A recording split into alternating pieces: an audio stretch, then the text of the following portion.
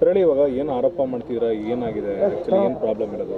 Sir problem ಏನಂತ ಆರೋಪ ಏನಿದೆ ಸರ್, 16 ಜನವರಿಗೆ ನಮ್ಮದು 2019 ಕೊರ ಇತ್ತು. ಅದು ಮೀನ್ಸ್ ಡ್ರೋ ವರ್ಷಕ್ಕೆ ಒಂದು ಸತಿ ಅಪ್ಲೈ ಆಗುತ್ತೆ, ವರ್ಷಕ್ಕೆ ಒಂದು ಸತಿ ನಮ್ಮದು ಹಜ್ ಆಗುತ್ತೆ. ಅದು ಡ್ರೋ ಆಗ ಅಲ್ಲಿ ನಮಗೆ ಕರೆದಿದ್ರು ವಿಧಾನಸೌಧ ಬ್ಯಾಂಕೆಟ್ ಹಾಲ್ನಲ್ಲಿ 16 ಜನವರಿಗೆ. ಆವಾಗ ನಾವು ಹೋಗಿದ್ದಲ್ಲಿ ಡ್ರೋ 11 o'clock ಟೈಮ್ ಇತ್ತು, ಬಟ್ 12:30ಗೆ ಸ್ಟಾರ್ಟ್ ಆಗಿತ್ತು ಡ್ರೋ. ಬಾಗಲಕೋಟೆ ಡಿಸ್ಟಿಕ್ಕಿಂದ ಡ್ರೋ ಸ್ಟಾರ್ಟ್ ಮಾಡಿದ್ದು. ಆಮೇಲೆ ನಮ್ಮದು ಬ್ಯಾಂಗ್ಳೂರು ರೂರಲ್ದು ಡ್ರೋ ಆಯಿತು. ಅದರಲ್ಲಿ ಸ್ಕ್ರೀನ್ ಮೇಲೆ 395 ಕವರ್ಸ್ದು ಡ್ರೋ ಆಯಿತು ಲೈವ್. ಅದರಲ್ಲಿ ಟೋಟಲ್ 994 ಮೆಂಬರ್ಸ್ ಇತ್ತು. 994 ಮೆಂಬರ್ಸು 395 ಕವರ್ಸ್ದು ಡ್ರೋ ಅಲ್ಲಿ ತೋರಿಸಿದೆ ನಮಗೆ. ಬಟ್ ಈಗ ತೋರಿಸಿರೋದು ನಮ್ಮದು ಅಂದರೆ ಇಸ್ ಇಟ್ 100% ಕನ್ಫರ್ಮ್, ಇದು ಕನ್ಫರ್ಮ್ ಆಗಿದ್ದಕ್ಕೆ ತೋರಿಸ್ತಾರೆ ಅಲ್ಲಿ.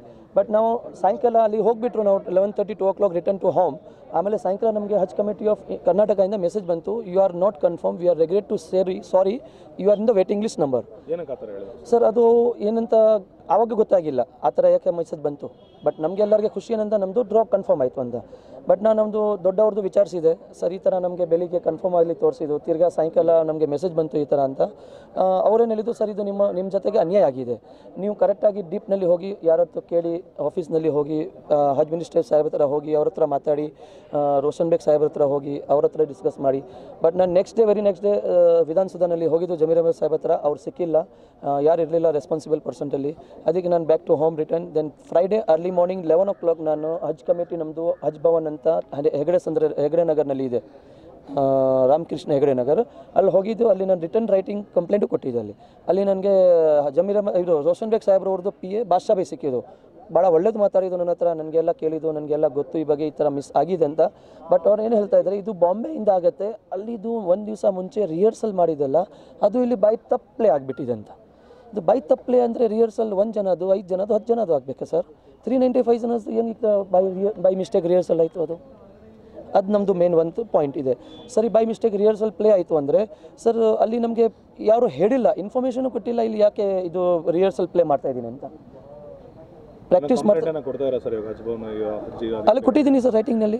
ಅವರು ನನ್ನ ಹತ್ರ ನನಗೆ ಜೆರಾಕ್ಸ್ ಕಾಪಿ ಮೇಲೆ ಅವ್ರು ಸೀಲ್ ಹಾಕಿ ಕೊಟ್ಟಿದ್ದೆ, ನನ್ನ ಹತ್ರ ಎವಿಡೆನ್ಸ್ ಇದೆ, ಅದು ಕಾಪಿ ಇದು ನನ್ನ ಹತ್ರನೂ. ಇನ್ನೊಂದು ಮಾತು ಮತ್ತೆ ಅವ್ರು ನನಗೆ ಹೇಳಿದಂತ, ಇದು ಲಿಂಕ್ ಪ್ರಾಬ್ಲಮ್ ಆಗಿದೆ, ಅದಕ್ಕೋಸ್ಕರ ಆಗಿತ್ತು. ಮುಂದೆ ಏನು ಮಾಡ್ಬೇಕು ಅನ್ಕೊಂಡಿದ್ದೀರಾ? ಮುಂದೆ ಅಂದರೆ ಸರ್ ನಾನು ಈಗ ತಿರ್ಗಾ ನೆಕ್ಸ್ಟ್ ಮಂಡೇ ನಾನು ಹೋಗಿತ್ತು ಇನ್ನೊಂದು ಸತಿ ನಾನು ಸರ್ ಹಜ್ ಮಿನಿಸ್ಟರ್ ಸಾಹೇಬರು ಜಮೀರ್ ಅಹಮದ್ ಸರ್ ಹತ್ರ ಮಾತಾಡೋಣ ಅಂತ.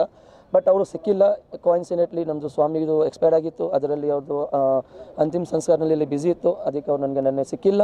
ಅಲ್ಲಿ ಅವ್ರದ್ದು PA ಸಿಕ್ಕಿದ್ದು, ಅವ್ರು ಬೇರೆ ಜನ ಹತ್ರ ಕಳಿಸಿದ್ದು, ಮೂಸಾಬಾಯಿ ಅಂತ PA, ಅಸರಫ್ ಭಾಯ್ ಹತ್ರ ಕಳಿಸಿದ್ದು. ಅಸರಫ್ ಭಾಯ್ ಆಮೇಲೆ ಎಜಾಜ್ ಅಹಮದ್ ಸಾಬ್ಗೆ ಕರೆದಿದ್ರು, ಅವ್ರ ಹತ್ರ ಮಾತಾಡಿದ್ದು. ಅವ್ರಿಗೂ ಬ್ರೀಫ್ ಏನಂತ, ಇದು ಆಗಿದೆ ಬೈ ಮಿಸ್ಟೇಕ್, ಬಟ್ ಇದರಲ್ಲಿ ನೀವು ಏನಾದರೂ ಮಾಡಿದರೆ ಕಂಪ್ಲೇಂಟ್ ಕೊಟ್ಟರೆ 2 ಜನ ಸಸ್ಪೆಂಡ್ ಆಗ್ಬೋದು ಅಂತ ಎಜಾಜ್ ಅಹಮದ್ ಸಾಹೇಬರು ನನಗೆ ಹೇಳಿದ್ದು.